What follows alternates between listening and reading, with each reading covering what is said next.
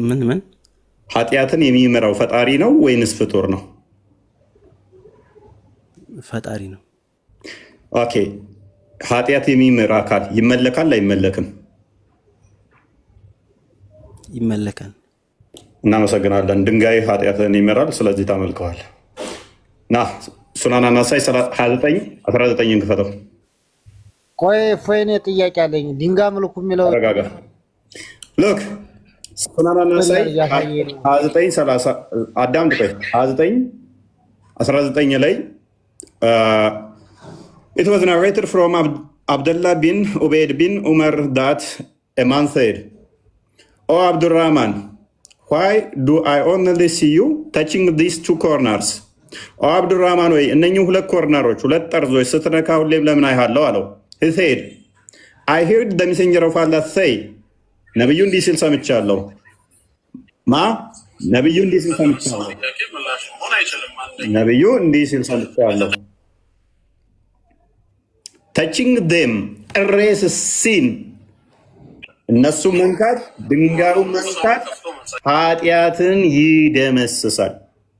ምን ይላል? አስመረልኝ እሷ ቦታ ላይ ክርስቲያን touching them erases sins ኃጢአትን ይቅር ይላል ወይንም ይደመስሳል፣ ይፍቃል። ድንጋይ መንካት ኃጢአትን ይፍቃል።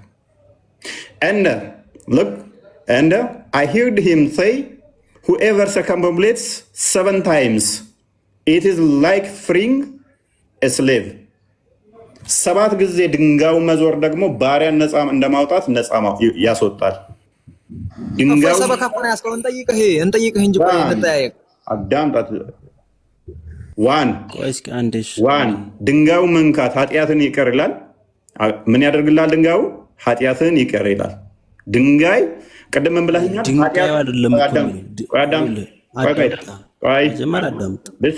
ድንጋዩ ይምርሃል ሳይሆን ማድረግ እኮ።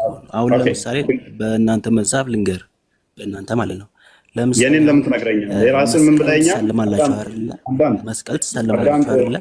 ተናገርካ እንዴ? እሱን ለምንድን ነው ቅድም ምን ብለኸኛል? ኃጢአትን የሚደመስሰው ይቅር የሚለው ይመለካል ብለኸኛል። ድንጋይህን መንካት ደግሞ ድንጋዩ ምን ያደርግላል? ኃጢአትን ይቅር ይላል። በቂያማ ቀንም መጥቶ ይሄንን ይነግርሃል። አይንና ምላስ ዞ ስለሚመጣ ድንጋዩ ማለት ነው። ድንጋዩ ይደመሳል አይደለም እኮ የሚለው። ድንጋዩ ይደመሳል ሳይሆን ድንጋዩን ከአላህ ምሳሌ ከአባው መዞር አጅር እንደሚያስገኝ ነው አይደል የሚናገረው። ስለዚህ ያንን ስለዞረ ከአባው አጅር ያስገኛል ማለት አይደለም። ለምሳሌ አሁን በእናንተ ስለዞረ ያስገኛል ማለት አይደለም። መስቀል ትሳለማላችሁ አይደለ? አዳምጥ። ስለዞረ ያስገኛል ማለት አይደለም እያልከኝ ነው?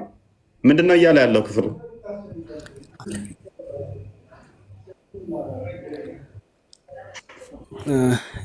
ከአባውን 7 ጊዜ መዞር ምን ያስብላል ያልከው? ከአባውን 7 ጊዜ ከዞርክ ነፃ ትወጣለህ ከማንኛውም ነገር።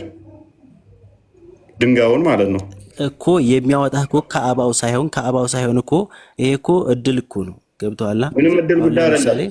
ይሄንን የዞረ ሰው ነጃ ትወጣላችሁ ያለው አላህ ነው እንጂ ነጃ ትወጣላችሁ እድል ተሰጥቶ ነው። ገብቶሃል? ይሄ ለሙስሊሞች እድል ተሰጠን። በዛ ይሄንን እኮ አስቀድሞ ጣዖት አምላኪያኖችም እኮ ያደርጉን ነበር። ይህንን ያነሳ ነው ለምንድን ነው? ልይቷ ጣዖት አምላኪዎችን እንደዚህ አድርጎ እንዲያርጎ ስላለች ነው።